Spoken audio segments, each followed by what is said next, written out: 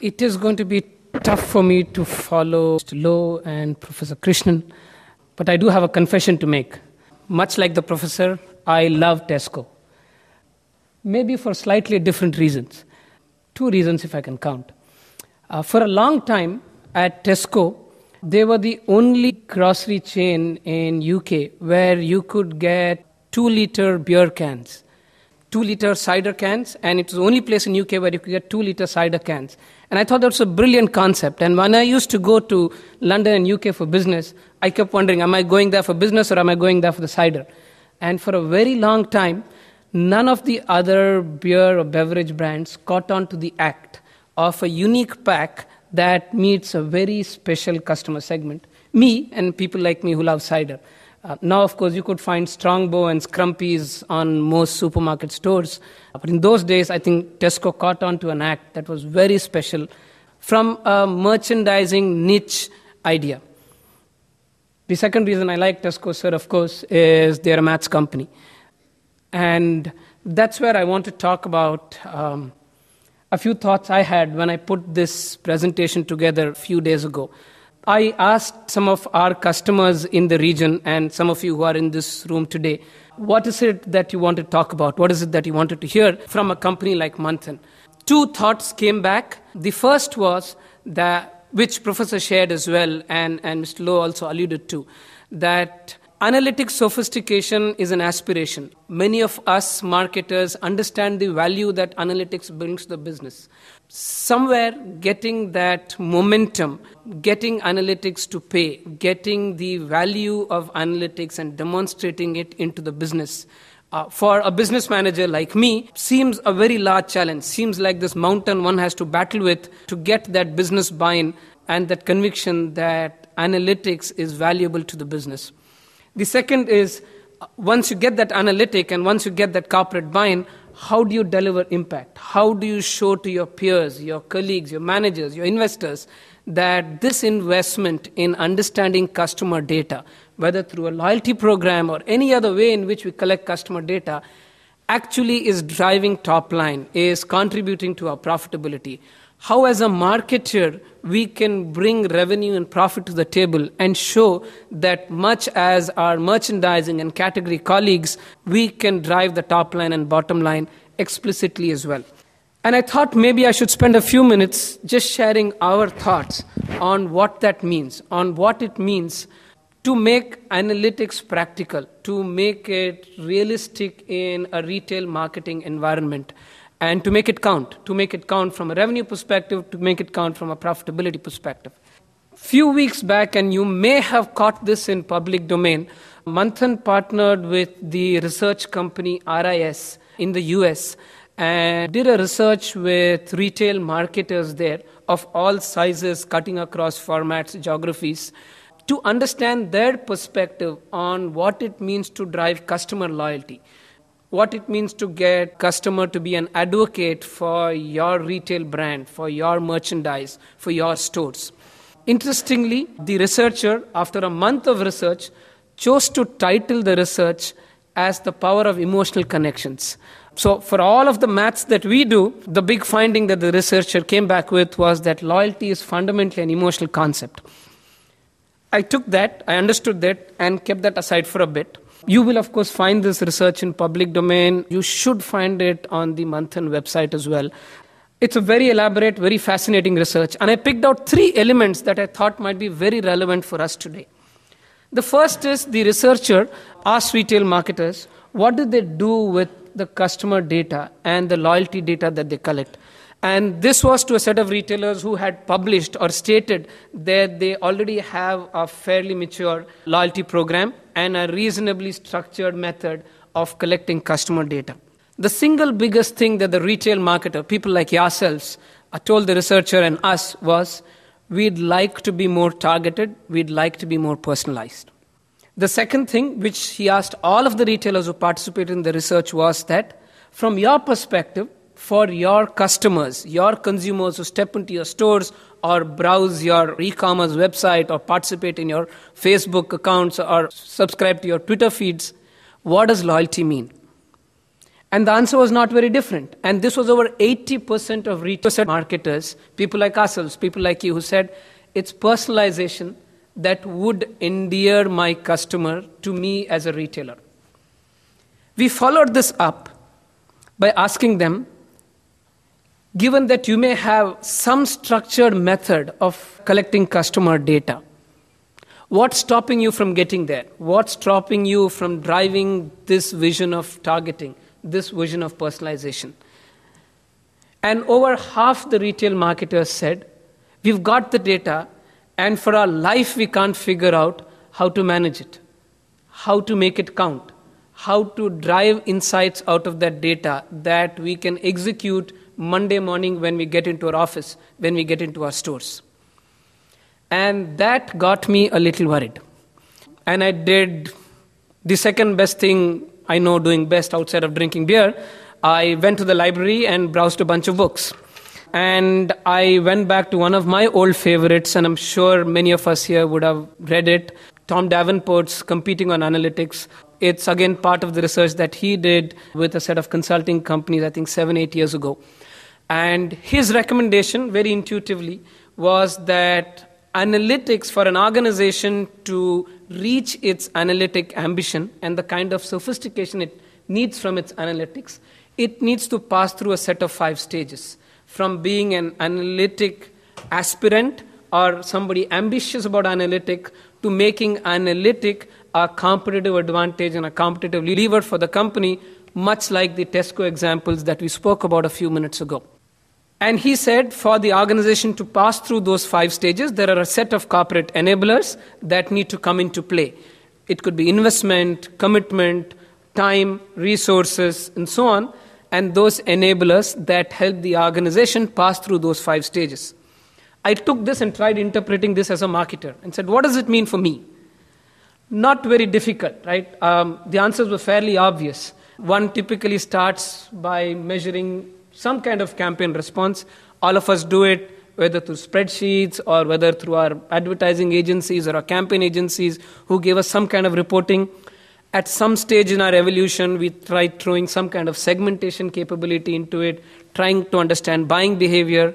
At some point, we add research data to that puzzle. We take syndicated data or some kind of shopper data and say, can we understand my customer better? And at some point through the journey, we understand the lifestyle, the life stage behavior of our customers, start using the data to collaborate with our brand partners, with our suppliers.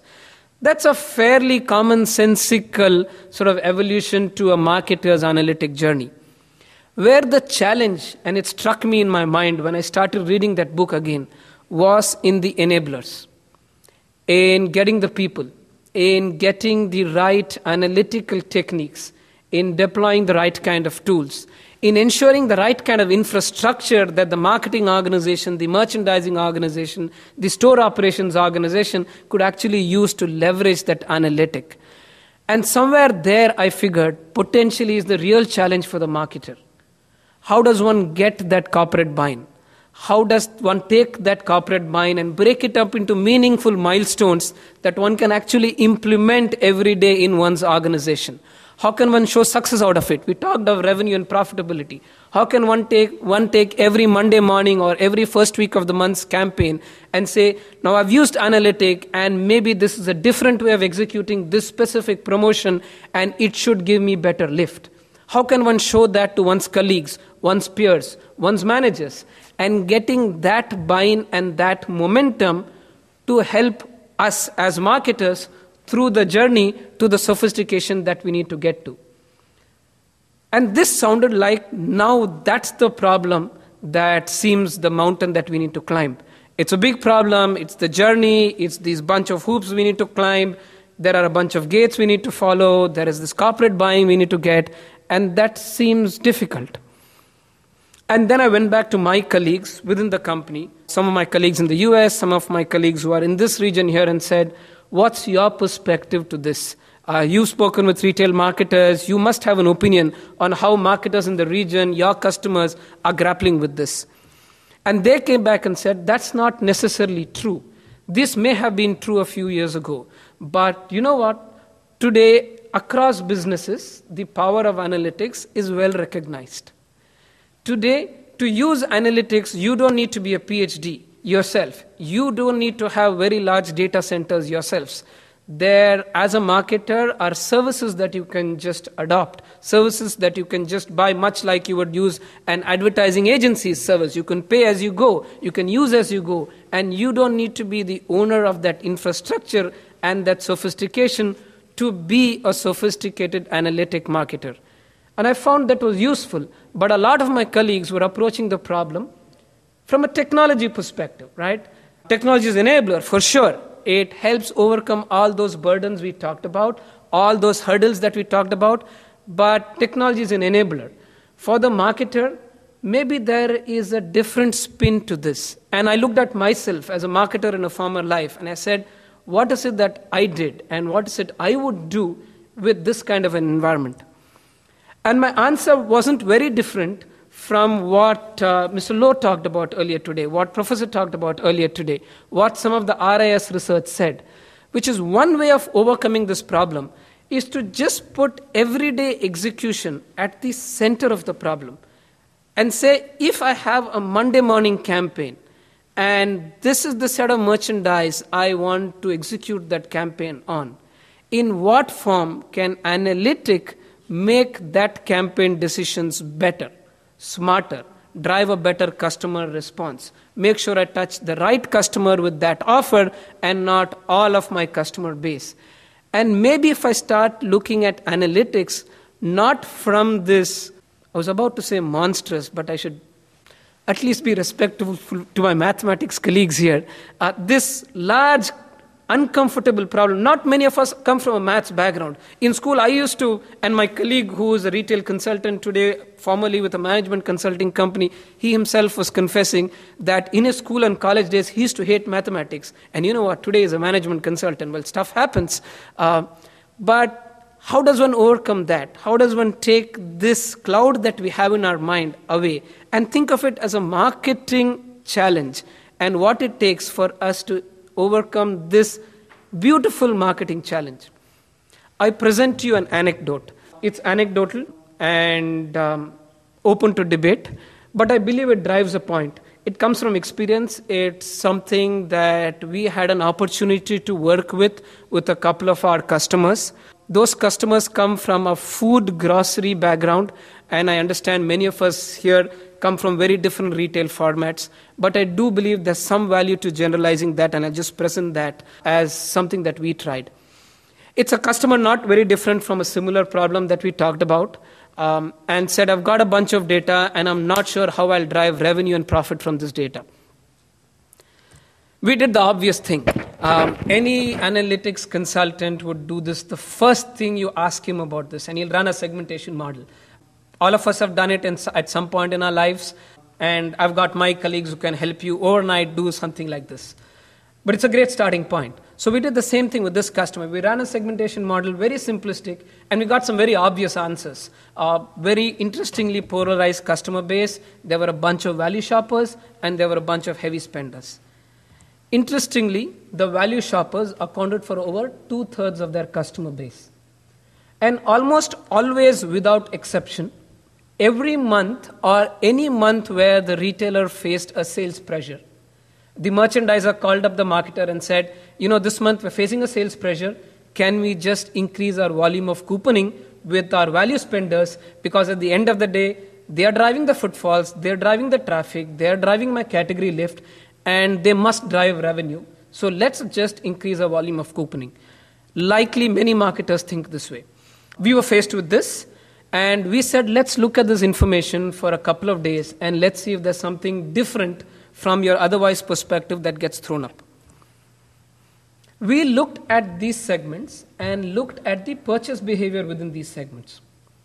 So for the value shopper, who is a cherry picker, the way Professor in many ways articulated to us, almost without exception, there was a penetration, a presence of a beverage of one form or the other. A soft drink, cola, health drink, a beverage presence in one form of the or other in the basket. For the heavy spender, very intuitively, Almost a third of the basket purchase were everyday home needs and staples, as one would expect in an otherwise food grocery heavy spender segment. For us, it threw a different challenge. Is this an opportunity to use the same promotion dollar to drive a very different promotion behavior? It may or may not result in a different customer buying behavior, but it may definitely result in a different basket adoption behavior. So why don't we take the beverage, why don't we take the staple and ask our retail marketer to try bundling as opposed to couponing for the same promotion dollar? Why don't we ask him to try a very simplistic product bundling offer as opposed to couponing offer? Something you could do on a Monday morning and see if it works or not. We did the obvious thing that one would do. We requested the marketer to test it out. For whatever it's worth, he respected our inputs and he tested it with a part of his customer segments within his value shoppers, and he got his results back, and he did realize that bundling for the same couponing investment produced a significantly different, larger basket size. We went back to him and said, we want you not to stop here. What we want you to do now, or what we want to do for you now, is take your value shopper and see if within those value shoppers there may be a different approach to communication, to promotions. You're anyway going to run your couponing, which is what you're going to do Monday morning. Let's see if couponing is the best device that works with your customers. Are there other devices? Is there an option to mix your devices? Is there a different media mix you could adopt to get you even greater lift than just this bundling offer? And funnily, we found that within value shoppers, well, there is a significant segment which loves conventional couponing, which is our print coupons and our direct mailers. There is a meaningfully large segment which responds better to digital media, to emailing and SMS and mobile-based communication as opposed to conventional print communication. With that, we spun what was otherwise a conventional retail marketing couponing problem into an opportunity for the retailer to personalize with an everyday Monday morning campaign.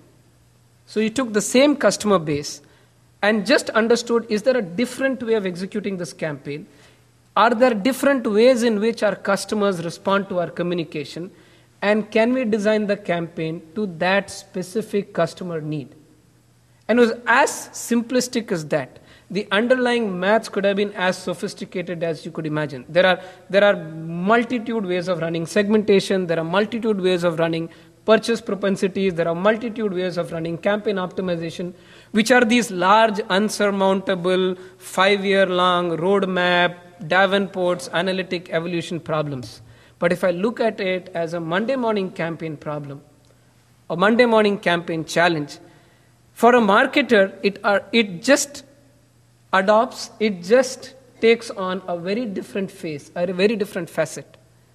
As a marketing practitioner, I think that's what will make analytics win for the retail marketer. That is what will make us succeed within our organization, marketing as a discipline, and with our customers who will for sure like us better, who will be better advocates of us, which is take the data that we get, use that data for everyday execution. What do I find from that execution? Take that results, feed it back to the data that I already got, and just keep everyday customer advocacy, customer loyalty, customer dialogue in the middle. And we will find a better way to win this analytic battle. That is my submission to you. Thank you.